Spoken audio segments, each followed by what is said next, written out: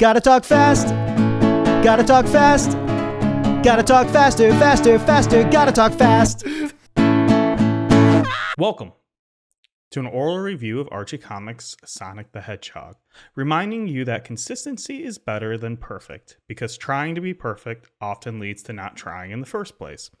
Can't do your perfectly calculated exercise routine? Do some of it with whatever you have, even if it's just some stairs or a wall. About to go to sleep and don't want to floss your teeth? Just brush them.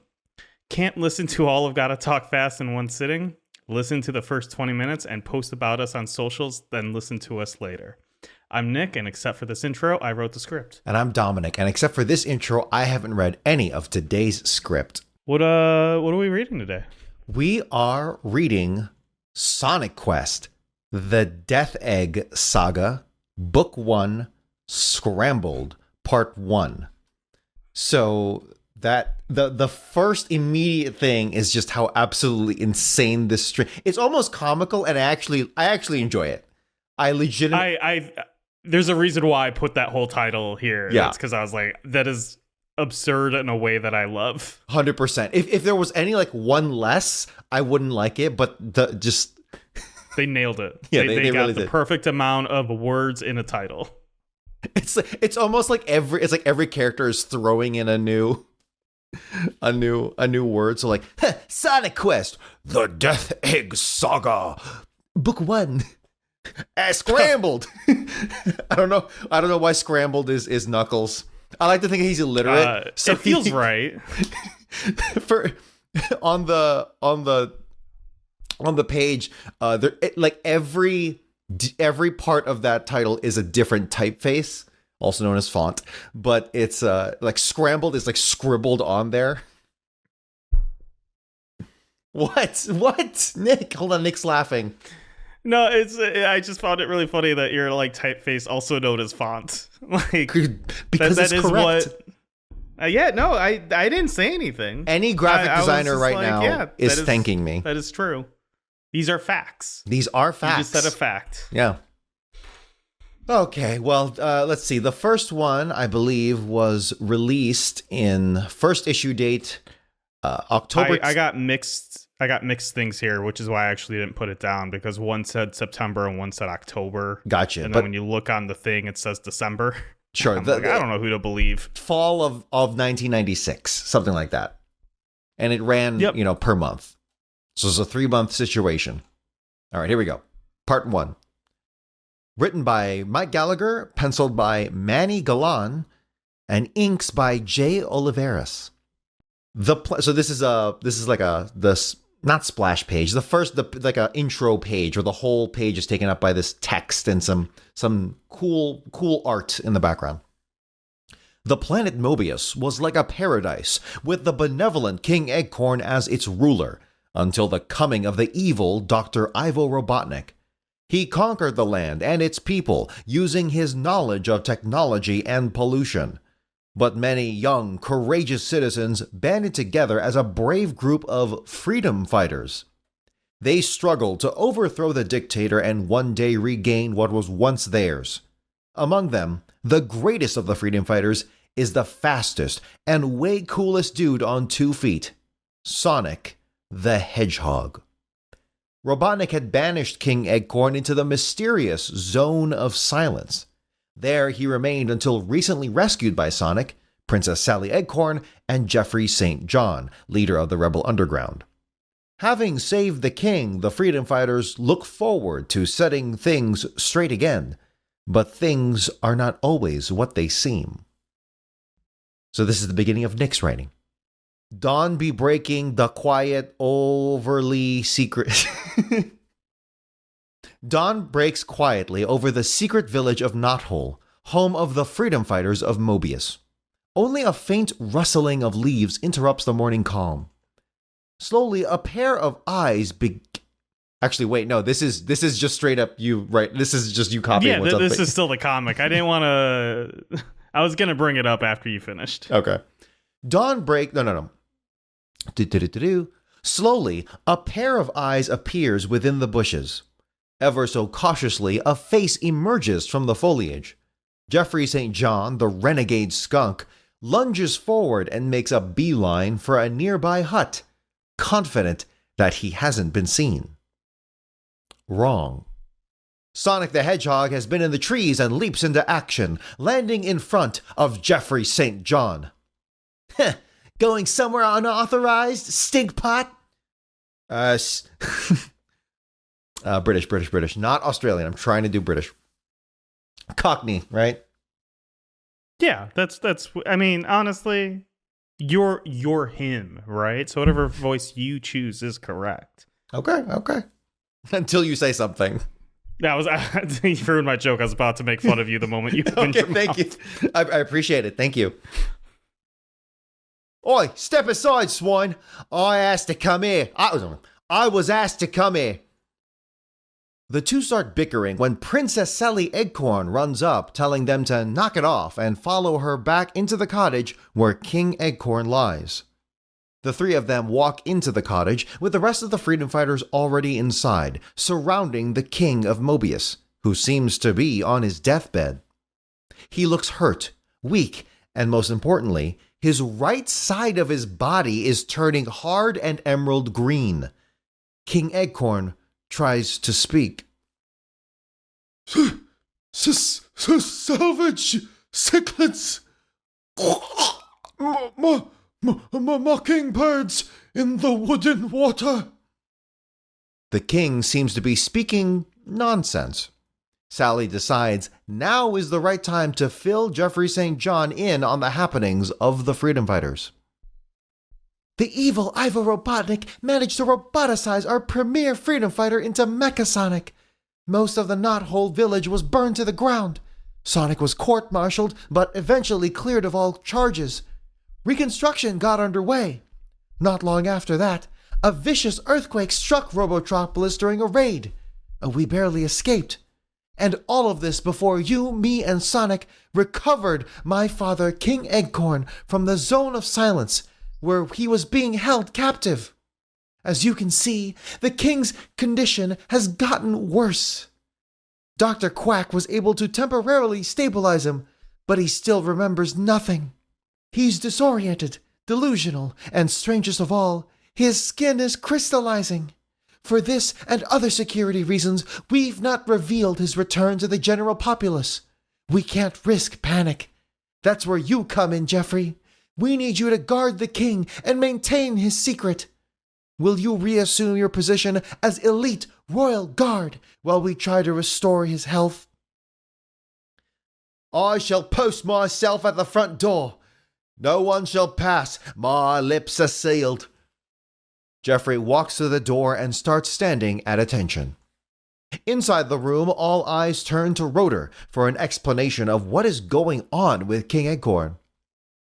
It's hard to say.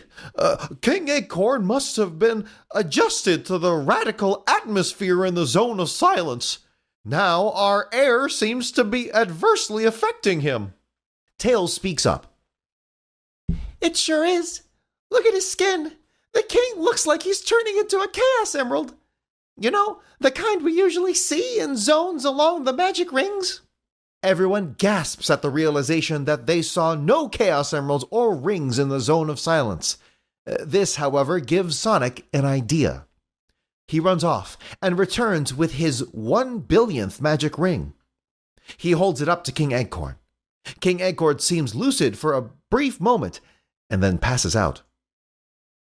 Gosh, magic rings may hold the key to His Majesty's cure, but Sonic's ring is uniquely his own, and its power tuned to him. We need new, unused magic rings, as many as we can find, and fast. Only then can we possibly save King Eggcorn. Bunny asks how they could possibly find the rings needed. Sally speaks up. There are places where rings can be obtained without entering a zone. Tails responds. Gosh, Sally, do you mean the Lake of Rings? Legends say those waters bubble with mystical gold bonds. Sally responds. Yes and no. Tails, you're referring to the Power Ring Grotto bordering Robotropolis. A putrid little pond where Sonic and Knuckles the Echidna tangled not too long ago. But their epic battle may have permanently sealed the grotto's subterranean ring source. No one knows for sure yet. However, the true Lake of Rings was only recently discovered when we battled Robotnik's combots deep in the Great Forest. The hidden pond that Sonic dove into just before he temporarily lost his super speed powers was the one the legends speak of. Both areas must be investigated. I'm dividing us into three... I remember this. I'm dividing this into 3 groups. Antoine and Bunny will head for the Lake of Rings in the forest. Sonic and Tails will explore the Ring Grotto near Robotropolis. Meanwhile, Rotor and I will stay in this air-conditioned room here to try and keep the king comfortable. Move out, Freedom Fighters. There's no telling what the evil Dr. Robotnik is up to. End of part 1. Hoo boy, what a doozy. Yeah, kind of a lot to go over. If you're wondering, people who are watching, why I'm looking down the entire time, it is because the website I use to look at these comics is banned on the hotel Wi-Fi. So, and I like to follow along and read the comic as we do it, just in case, like, oh, I should have mentioned something like this, or so forth and so forth. So I'm not ignoring Dominic. I'm actually intensely listening and reading the comic along with Dominic here on my phone. Let's start with, I think it's kind of fucked up that Sally straight up calls Sonic the premier freedom fighter in front of everyone. He kind of is, though. Like, one. I feel like there could be an argument made that it's a Rotor. What is premier? In what context is premier? That's the question. That is the question at play. Okay, that's actually a good question, because in my mind, I view it as kind of the most important person on the team, right? And that's like, we've said before that Sonic is or at least I've said, Sonic is effectively Superman, in the sense that he's just the go-to guy for everything. Minus, unless it's like tech stuff, but at least in terms of like not practical, raw power, Sonic is that person. Okay, technically that's Bunny if we're talking like strength. But Sonic is so fast that it basically defeats everything else, more or less. I feel like Rotor, if he decided to and put his mind to it, could probably invent something that would make it so people could go just as fast as Sonic, thus reducing the importance of Sonic. And maybe, honestly, what should happen is Rotor create these types of like items for Buns, so she could be the number one. I mean, honestly, like, yeah, lift up every other freedom fighter. Why can't we make every other freedom fighter as powerful as Sonic? I'm not saying that in the meta sense. I'm saying that if I was a freedom fighter and I was looking at Rotor, I'm like, bruh, give us all mechs. Make us all powerful. Yeah, why is this not a team of mechs? You are finally asking the important questions, Dominic, and I'm right there with you. Sure. But okay, look, it can also be another, it's not, but you could also say it's another angle of like, hey, Sally is emotionally tied to Sonic, so she's very biased in that way, right? Sure. I accept that. Still, it's just a matter of all of them are in the same room, and she's talking to, I guess, probably the closest ally of the Freedom Fighters, right? And she's just like, our most important one. It's just like, just say Sonic got roboticized. In a meta sense, it was a shit ton of exposition, which I didn't enjoy, but I do acknowledge that it kind of was needed, because this is basically a big event in the comics rollout. I mean, you have to assume this is someone's first comic for Sonic, right? So you need to set up everything that happens. So I'm not angry at that at all. I'm not either. That's a hard job. Yeah, exactly. So I get it, and it was cool seeing things that happened before all referenced. That was really cool. I just want to say here also, Manny Galan. I think we've seen him before. I've heard that name before, but the art here, stellar. Love it. Absolutely love it. Honestly, there are certain panels in here. I'm specifically looking at the one of like Sonic and Jeffrey St. John on the top of page 3. Yes. On the left. That feels very closer to modern Sonic, I feel like. It really does. It feels like it's ahead of its time in a way, right? Yeah. But it's not every panel on here. There's some rough looking ones. But mostly, I'm with Dominic here, where I'm like, mostly I like how it looks. Proportions sometimes where I'm like, maybe that's a little too lanky, but that's me nitpicking. Mm-hmm. It's just, well, with the thing was with the last issue, it's like, oh, finally the adults are back in the fucking room. That's just. Honestly, it does actually kind of feel like that. Because this feels like a normal issue, and it's a good one. I'll just straight up say my feelings up front is like, I like this issue a lot. But it doesn't explain why Jeffrey St. John was sneaking into Knothole Village. I thought that was a weird point. That was very weird. Yeah, I don't know if there's something to that, but like he was invited and then he snuck in. Yeah, so the defense, hey, I was invited, makes no sense. Like, bro, why are you acting sus? I do really like the line and in the intro paragraph when they're talking about like Robotnik taking over the land, specifically using his knowledge of pollution. Yep, I saw that too. I think that's a really funny line. I just think that's great. I mean, and like it is technically accurate, right? You can go make a toxic lake or something from pollution, make it so there's no drinking water and everyone has to leave the area. Like it is a legitimate use of like warfare and whatnot, but it is just a funny line. Robotnik would absolutely have worked on the Agent Orange program. Oh yeah, 100%. Yes, he would work on that program and then claim that he deserves disability checks because of the the contamination, the long-term effects. Hey man, all you needed to be was on a boat with Agent Orange and you can get disability. So that's incredible. I don't know. This is, I don't know how to word this. I never really understand plot points where they're like, we need to hide King Acorn from the people, right? Like everyone's been operating without King Acorn for a while, right? Like it's very obvious they don't need him as a leader. Sally has stepped into that role. And I understand it'd be a little disheartening to see the king like that, right? But to be like, we can't let anyone know of his presence, I'm just always like, well, I mean, it's not going to change anything. It's very British royal family. That clicked.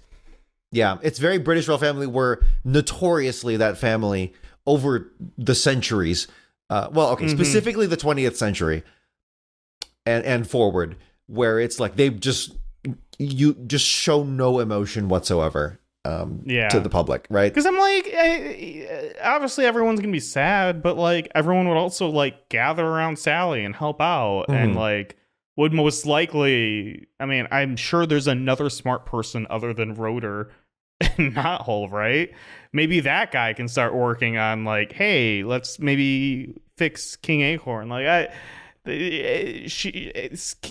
Sally has a habit of just like being like, we are the only ones that can do this. Yeah. And we can't put that burden on anyone else. And I'm like, what? I'm sure if you just said the situation, a lot of people would just come and help. You're kind of just making this unnecessary. Yes, that's a very good point. It's very elitist. It's very presumptuous. It's very presumptuous is definitely. Yeah, it's not good leadership. It really isn't, especially if you're trying to be a democracy. Even though you're a monarchy, a constitutional... I don't think she's trying to be democracy. I think she likes to pretend, you know... The aesthetics of like democracy while having final say. She likes the aesthetics of democracy. All right. And that brings me to my most important point. I don't know. I feel like I just kind of assumed, because we know where the Ring of Lakes is. We know where the grotto is. And it is a place that just pukes out magic rings. Why is no one gathering those rings from the freedom fighters? Why is this a place that they're not keeping tabs on? Yeah, you should have like an outpost there and just be mining those rings at all times. Yeah, 100%. Like she should really use her monarchy-ness to like really make sure that there's like a 24/7 dig site at this grotto to just keep on gathering these rings, because these rings keep on being incredibly important, and the fact that they're not doing anything with it feels insane to me. But I guess we'll find out more in part 2 of this story. In geopolitics, we basically would call that a strategic resource, and one that you would fight wars over, or at least proxy wars over. 1000%. and it's like, yeah, just fight for it. What are you doing? Establish something. I know there's a great. Are you familiar with the game Arma 3? Or just Arma? Yeah, it's a very good military simulator. I think it's a very good one. I've played it for years and years. There's a really good mod called Anti-Stasi, and it's basically you start as a guerrilla, and it's very intense guerrilla warfare, in the sense that. Oh. What? You said you start as a gorilla, and I was just like, wait. Is there a mod that makes you a gorilla and you just do like Planet of the Apes shit? Honestly, though, a monkey running around with like an AK, like you can mod that game to hell. You could make that happen. No joke. Legit, you can make that happen. I gotta start getting into Arma mods. Yeah, man. Anyway, but yes, you basically fight for strategic resources that you can build up your army before, going for the big cities and the big military bases. And that, it's a military simulator, so it's very, very difficult, very tough. Like a single firefight is intense, on an infantry level. Anyway, but the point is like, yes, why do we have to have retrieval missions when you can just I don't know. Anyway, besides that, did you have anything else? No, I think that's it for me. All right, let's go for it. SonicQuest, The Death Egg Saga, Book 1, Scrambled, Part 2. We open on Robotnik and Snively, marching through Robotnik's lair. Snively, the time has come for me to ascend. I'm turning over the rebuilding of Robotropolis to you. Make it so. Yes, your corpulence, but are they ready for you up above? Indeed they are. Observe, we're right on schedule. I want to be there when it becomes operational. When we retreated up there during the recent Mobian earthquake, they were a little behind. But I kicked those little behinds on track. Let that be a lesson to you, Snively. Robotnik hops into his hover egg thing and flies off. At last. Okay, SWAT bots. Stop reconstruction and start oppressing black people. Stop reconstruction and start waiting on me hand and foot. I want a hot bath, manicure, massage, and bonbons in bed. Also, design me a shiny new uniform and change the signs to say Snivolopolis. We cut outside of Snivolopolis. Sonic and Tails are looking for the Ring Grotto. The fight between Knuckles and Sonic has left the area a wasteland, making the grotto hard to find. The two find the grotto, but there is an impenetrable steel dome over it, making it impossible to find the rings. Tails asks Sonic how/when did this dome get placed here. I don't know, but I don't like that. I don't know. That got weird. Yeah, it did, because I was still in Snively mode. Yeah. I don't know. But I do know someone who might. Just west of here, in the Mobian Cliffs, lives a colony of airborne freedom fighters. Their leader is a big bruiser of a bird named Carl Condor. Tails offers to stay and sweep an eye on the dome, while Sonic runs off to the cliffs to find Carl. The moment Sonic darts off, the dome opens. A giant tube comes out of the sky and starts sucking up all the rings in the lake. The suction is so great, Tails gets sucked up by the tube as well. I'm sorry to report that Tails the Fox is dead. End of part 2.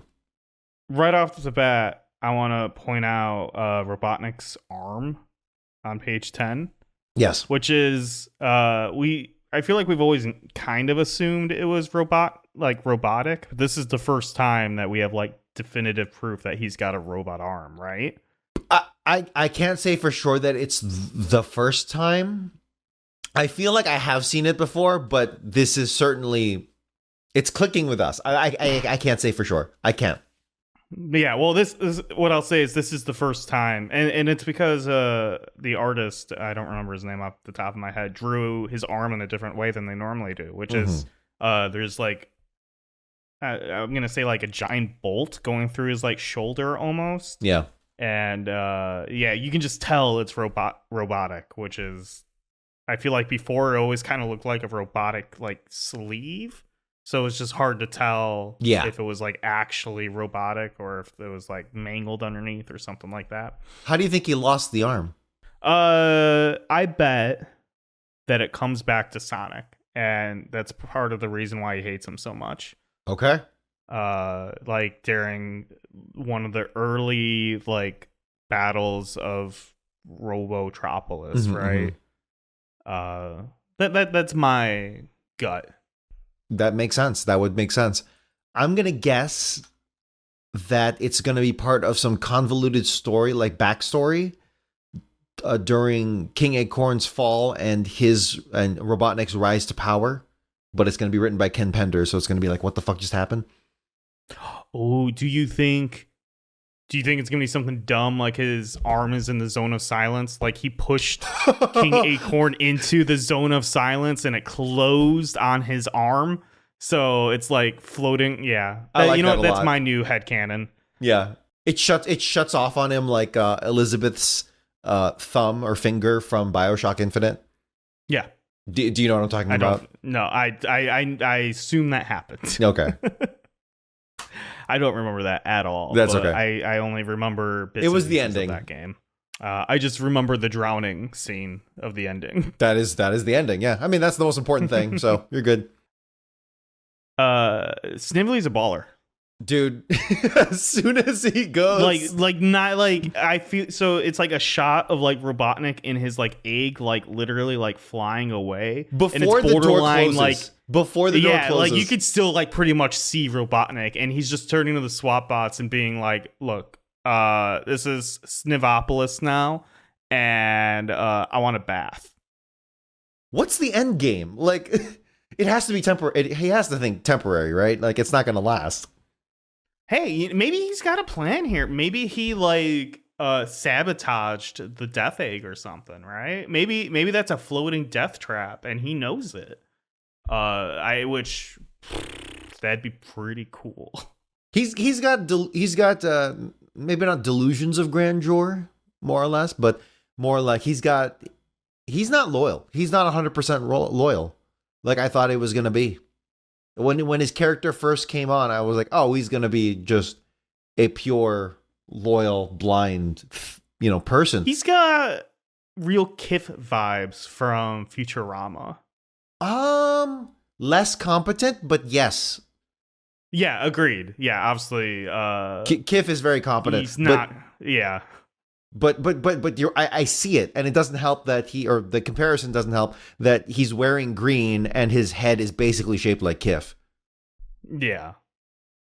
I like it. The dynamic is a little similar, but more devious because Snively is legitimately a bad guy.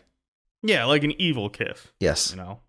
There's not much unless you have something you want to talk about, but we kind of already went on the Grotto rant, which is like it's just fucking insane that no one's watching this. Yeah, just the art again. I gotta call it as I see it here. Snively looks so devilish here, and it's really cool to see, and it's so exaggerated too, the way he's like leaning back, talking to the SWAT bots, and that's Are you talking about the bottom of page 16 on the bottom left? I believe so, yes. Yeah. Yeah, that is one of my favorite panels of Snively so far. He looks like oh god. He looks like he should be having a whiskey glass in his hand. Yes. with like a single ice cube while he's just like, yes. Yeah. I think that's page 11 for the record, if anyone's keeping up with us. It looks like 16 because there's a dot there. If you zoom in, it is page 11. Oh, sure, yeah. You're on your phone. I'm on my phone. So. It's okay. On pages, and again, we said this before, but just reiterating the point, pages 12 and 13, the drawing here looks ahead of its time, but that's only because we have the backwards, we're looking at this from the back, from the future, right? From 2025. Mm-hmm. So it's like, this feels like that Dark Brotherhood game that BioWare did with Sonic, the art style. You mean the fall of Archie? Like what happened there, right? No, I didn't. Please inform me. And I've only done a little research, so I'm sure we'll get some corrections. But from my understanding, what ended up happening was they made the Dark Brotherhood game, and the people who made it were like, hey, there's a bunch of Sonic lore that no one talks about, which is the Archie Sonic comics. So they didn't make a continuation of the story or anything, but they lifted a lot of story elements from the Archie comic, put it into the game, and then Ken Penders was made aware of this, and then he sued That was the catalyst. That was the catalyst of everything. Yeah, I know, and I know the broad strokes of the story. I just didn't know that was the catalyst. Wow. Okay. And then for those who don't know, most of them know. My understanding, yeah. If you're listening to this podcast, there's a decent chance. There's a very good chance. Yes. What I'll say is I know one person who listens to this who most likely will not know. Okay. And what ended up happening was he sued, and then because he was trying to claim that he had the rights to some of the Archie Sonic stories, and then Archie was really bad at keeping track of things, I think, or was doing things under the book or under the table, maybe. I'm not sure, but he never signed any deal stating that Archie had rights to his stories, which I'm pretty sure they probably did sign, and they just lost it. And then when they asked Ken, did you ever do this? He's just like, no, of course not, which is the right move. Don't get me wrong. Ken Penders was right to do that. But then he owns all those stories now, which is insane. And he's doing something with it. Yeah, he owns all the side characters from Archie, all the Knuckles stuff, and yeah, any character he created is his property. So what a time! When we get there in a decade, we'll get there. I bet someone will write a very long correction email about what I just said. That's fine. Here we go. SonicQuest, The Death Egg Saga, Book 1, Scrambled, Part 3. It's shit like that. Again, it's funny. It's funny now that I'm into it. But if this was my first comic, I would be so turned off by that. Or I would be all in. I don't know. But it'd be very polarizing for me. If I was 10, I'd be all in. There you go.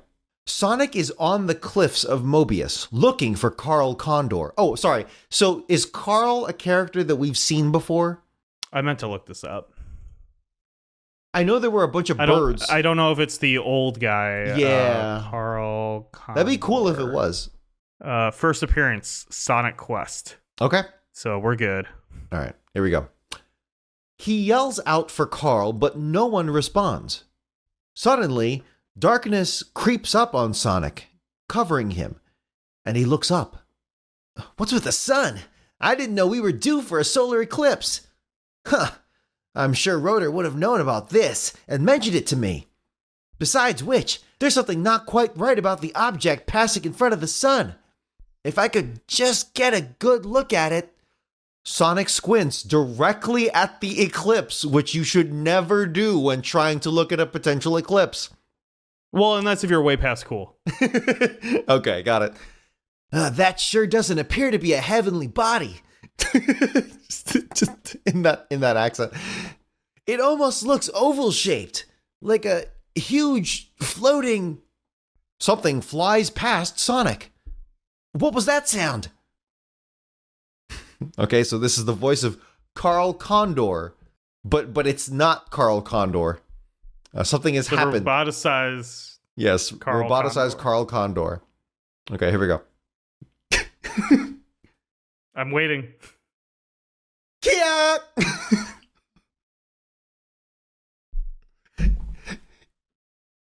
A lot of your effects, the human sound effects, I don't know what the word I'm looking for. Onomatopoeias or onomatopoeias, yeah, exactly. Have very Link-esque tones. They do. To them. Well, Kia. How do you do that? I mean, it's got to be a screech, right? Kia! Like that? Yeah, I think so. Okay. You're doomed, Hedgehog.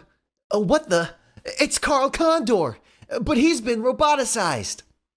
Out of his element and visually impaired from squinting at the sun, the battle ends quickly.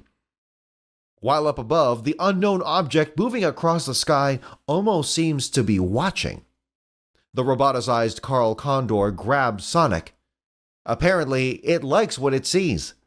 A lifeless Sonic being borne aloft in the mechanical talons of Carl Condor. We cut to Robotnik in an unknown location, talking to a SWAT bot.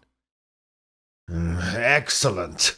You operated the intake tube quite well, SWAT bot. It drained the grotto of its magic rings, more than enough to initiate Operation Operational. Thank you, Ground Round 1. But what's this? You failed to discontinue ingestion after removing it from the water. As a result, several tons of debris were taken aboard the vessel. This excess weight and the time it will take to separate from the rings will delay my schedule. Robotnik grabs the SWAT bot and throws it down the garbage chute. He then sits himself down in what appears to be a pilot's chair. Bah! I don't need any mindless mechanical minion to assist me. This penultimate moment belongs to Ivo Robotnik alone. The countdown to my final victory has begun. Soon every single living thing on planet Mobius will be roboticized, and I shall watch every dastardly delicious moment from up here, perched high above the doomed world in this, my ultimate weapon of destruction, the Death Egg. We finally see the object that was blocking the sun. It looks eerily similar to the Death Star from Star Wars, but with Robotnik's face on it. To be continued in SonicQuest, The Death Egg Saga, Book 2, Poached. I want to just start off by saying I think the Death Egg looks incredibly cool. Really? Yeah. I'm not against it. I think it's a little too derivative, a little too on the nose, don't get me wrong. But those eyes, man. Well, what I'll say is, I can't be angry at like the core concept of it because it's literally from Sonic 2, right? So that's true. It's not like it's their fault. If you're gonna knock it, it's their fault. Yeah. Yeah, and so I agree with the derivative, and it's I don't like that core aspect of it, but. When you're looking at it from the core concept of the Death Egg, something that we've seen plenty of times. I say I've seen plenty of times playing other Sonic games and whatnot. I think this is my favorite iteration of how it looks. And it's solely because of these like dark red menacing eyes that it has. Yeah. Really, really sells it for me. This specific iteration of the Death Egg, I feel like the Robotnik features is more integrated into the Death Egg better than past iterations I've seen, because other iterations I've seen of the Death Egg is like it just kind of looks like a face planted on a Death Star, right? Here the like mustache feels like it's part of it in yeah it just feels ingrained in the Death Egg compared to like being, you know, jutting out. That's what I'm trying to say. No, it's cool. If once you get over the fact that it's just the Death Star firing port but just copy pasted over, not quite. It does look egg shaped. So I'm gonna be so fucking pissed if they defeat the Death Egg by like shooting a exhaust hole or something, right? Yeah, like you got the concept. That's fine. You can do something different with it. It's okay. Yeah. But the splash page, I mean, we'll see. Can we talk about the splash page though? I think it's great. It's one of my favorites. The doves. Honestly, if they didn't John Woo it, I don't know if I'd like it nearly as much. But because there's just a bunch of doves flying in like feathers. Are there feathers? I interpreted it as feathers, but no, I think it's just doves. There's lens flare. There's sun rays. It's a fantastic image. It's if I was making a top 10 like best pictures from this comic so far, this is making the list. Easy. Like everything from this comic. A top 5 too. For sure. Absolutely adore it. No, I think we're safe to say we're fans of Manny. Yes, I agree. I mean, we don't really know what like the Death Egg does or anything, but I mean they're teasing it, right? Where do you think this is gonna go? What do you think? Predictions. Well, and you haven't been spoiled. No, and I mean that's the whole reason why we do it this way. Otherwise, my life would be so much easier if I could just write a bunch of scripts when I have time. Let me think. I'll say in the meantime, I think that this is pulpy the right word? Maybe not. It's very straightforward, honestly, in a way that is refreshing. Again, probably because of last issue. Yeah. The Carl Condor thing. Normal-esque is. Yeah. The Carl Condor thing is honestly a nice twist, because I was expecting to see those same birds again, or some, just another new character, but just seeing them immediately roboticized, like, that makes sense. And the fact that they take out, this is not prediction anymore. Sorry, I'll get to the prediction, but just the fact that Sonic he's defeated off screen, or like off the panel. You know what I'm saying? That's honestly, I wish they would do that more often. I don't need to see the fight between him and the Condor. Yeah. Just, yeah. I get it. He's going to spin dash. That's what he does. And then he's going to miss or something. Yeah, right? I do like the fact that it was specifically like him looking at the stun. He was like too much of an idiot and ended up just like getting captured. But that's how you defeat speedsters. That's how you defeat speedsters. Is you can't take them on head on. You blind them with the sun. Yeah, you got to take them. You got to take them. You got to surprise them or outsmart them in some way. In terms of my prediction, sorry, because I opened with it. No, go. In terms of my prediction, I think it's gonna be the rings have got to be involved somehow. That they just sucked up. So it might be a situation where Sonic boards the death. Oh, he is boarding the Death Egg. He's gonna be kidnapped. Tails is gonna go after him in the plane, and there's probably gonna be a Bunny Antoine moment as well. But somehow it's gonna culminate in. Is Dragon Ball the right? No, not Dragon Ball, but these objects of extreme power are gonna fall into Sonic's hands by way of, I'm not gonna say sabotage, but just something is gonna go Sonic's way when it shouldn't.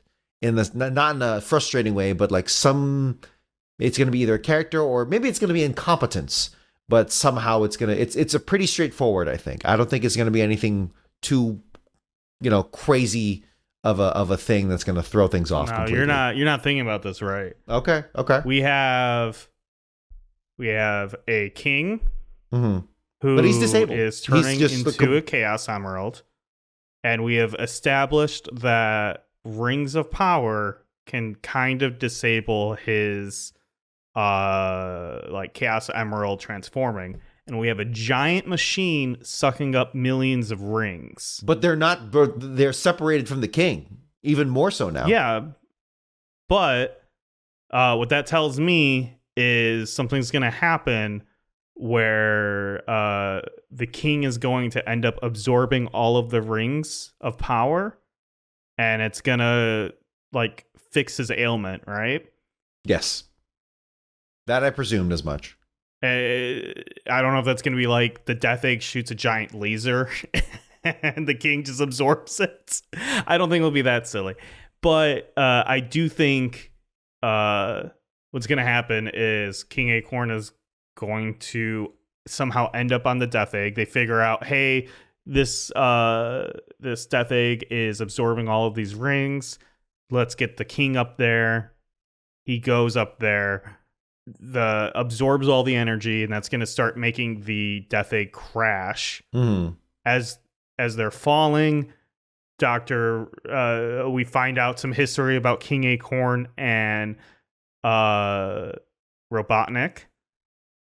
And then there's got to be a sacrifice. So the king has to sacrifice himself. So we're going to go back to status quo at the end. Yeah. I mean, he'll give answers to some question that we don't. I don't know. Or he'll like put everyone down like on a path going forward. And my gut says that they somehow make a portal to the Zone of Silence, and the Death Egg and King Acorn get thrown into it. Okay. We're not gonna have King Acorn on the throne again anytime soon. Yeah, well, I mean, because they have to do it in a way where he can't die, right? Right. I wasn't expecting him to die, but but being banished back into the Zone of Silence as a sacrificial play for getting rid of the Death Egg, I could see happening, right? Okay, I can see that. Yeah, no, that makes sense. And somehow Robotnik gets away. Yeah, probably. I mean, of course he has to. I just think it's funny, the idea of it may very well happen. I'm not even arguing it, but I just think it's super freaking funny of like, hey, our literal sovereign, we have to bring him to the enemy. Like, we're literally going to use...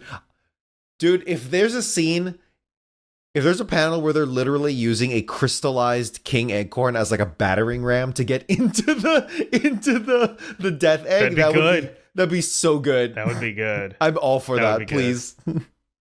Oh, I wonder, side idea.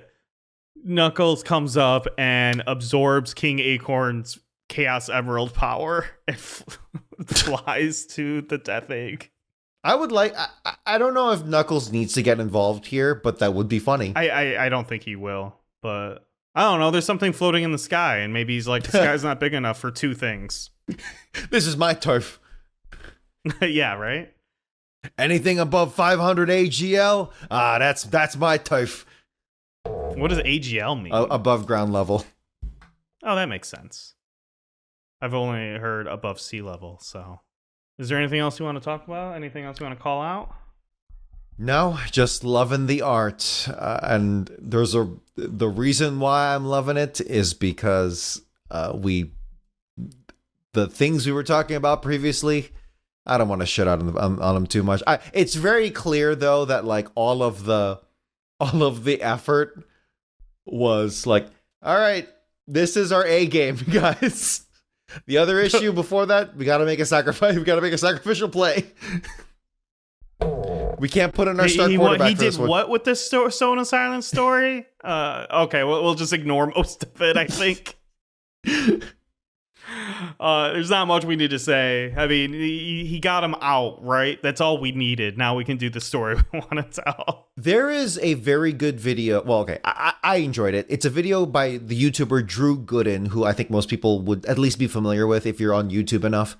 You might know the face. But he did a video where he's like, I watched one episode from every single season of Saturday Night Live.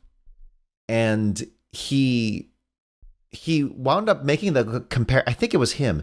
He made the comparison that, yeah, honestly, Saturday Night Live makes more sense if you treat it more like a sports team, in the sense like, yeah, you know, they really suck this season, but you know what? Next season, I think they can really pull together now that they have the new cast formed, and it's like, this is their first year. They got all the cobwebs out. Maybe next season they'll gel more and we can get some good stuff on there. I think the writers are getting more in it, you know, and stuff like that. He made that comparison. I'm like, you know what? That makes a very good point. That makes more sense to me, or at least makes it more palatable to me. Because I think, especially in recent years, I've just really fallen off of Saturday Night Live for various reasons. I think it's also, you know, as you get older kind of thing. So, you know, when you're young and impressionable, you know, that season of SNL is your favorite season. Of course, we as millennials, you know, the one with the SNL digital shorts is just inherently the best one.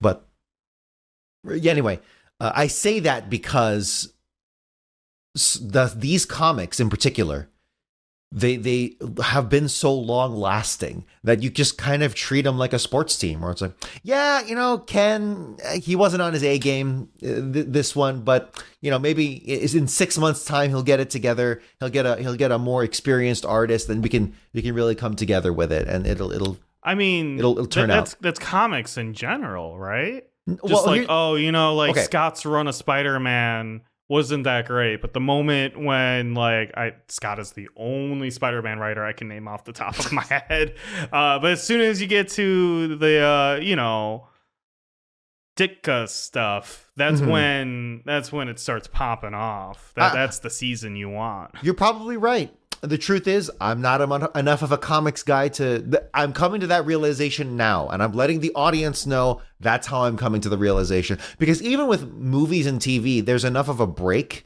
that, especially now with some shows that I really like watching, they take like 2 years break, where it's like, okay, this is more of a special, isolated thing. Whereas with comics, it is every fucking month, unless it's limited run, right? But, you know, Sonic style, Archie style comics, where it is every month or maybe even every couple weeks, with some other comics where I am starting to understand that angle, and I'm making my peace with it. So if anything, that kind of blunts, I'm still going to critique the hell out of it, of course, but that kind of blunts it where it's like, okay, I know the context with which we're working in now. Does that make sense? Yeah. What I heard is you think everyone's a dork. Yeah. Bruh, I mean, I knew that the first issue out. Dominic the Jock over here. Talking about sports and how comics are for losers. I'm saying they're like sports. That makes them cool. And that's the issue. Only 527 left to go. I'm Nick. I stream at twitch.tv/Mojosaurus, and my personal blue sky is at Mojosaurus. I'm Dominic. You can find my jazz and people power postings on Instagram at Blue Collar Jazz, as well as on Blue Sky at Domguan. You can follow us on socials at Gotta Talk Fast. TikTok is Gotta Talk Faster. And we also have a video version of the podcast where you can watch along with our handsome faces. You can write into the show at sonicgrams@gottatalkfast.com. Ask us questions, provide corrections, and give us your opinion of this week's episode or issue. Don't forget to like and subscribe to our channel. And remember, when life keeps going fast, you gotta talk fast. Just get through it. And just get through it. You get good. You get good. you get good at life, right? That's what happens, right? You rise to hey, listener. You rise to the occasion. You don't give up, right? You don't retreat and fall back into your nostalgia, into your old, wary, youthful whatevers. No, you embrace new things. You are open-minded. You're a good person because you watch this podcast. Am I doing this right? Is this parasocial? Right? This is good parasocial No, this content? is good. This is perfect. Okay. Yes. Yeah. You're Please a continue. good person because we say you are. And you found a community in us because we love you. Holy shit. That really is how some podcasts operate. It's so fucking bad. No, that was good. Yeah. All right, bye. No notes. Gotta talk, gotta talk. Gotta Talk Fast was written by Nick Folkerts and edited by Dominic Guanzon. Intro and outro themes recorded by Dominic Guanzon. Gotta Go Fast originally composed by Norman J. Grossfeld, Joseph Garrity, and Russell Velasquez. Gotta talk, gotta talk. Gotta talk, gotta talk. Gotta talk, gotta talk. Gotta talk. Gotta talk fast. Gotta talk fast. Gotta talk fast. Gotta talk fast.